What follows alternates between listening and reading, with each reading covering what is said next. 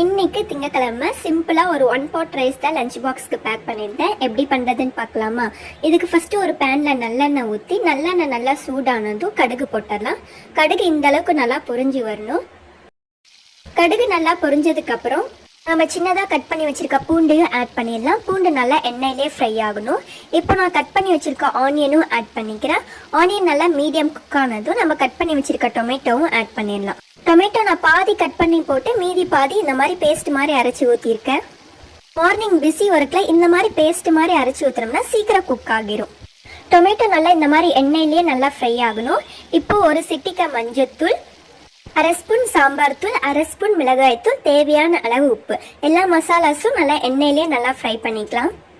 தக்காளி நல்லா எண்ணெய் பிரிஞ்சு வர அளவுக்கு ஃப்ரை பண்ணும். அப்போ தான் தக்காளி டேஸ்ட்டு நல்லாயிருக்கும், இல்லைன்னா தக்காளி ஸ்மெல் இருக்கும். இந்த அளவுக்கு தக்காளி நல்லா எண்ணெயிலே ஃப்ரை ஆகணும். இப்போ நான் ஆல்ரெடி பாயில் பண்ணி வச்சுருக்க ஒயிட் ரைஸை இதோடு சேர்த்து மிக்ஸ் பண்ணிக்க போகிறேன்.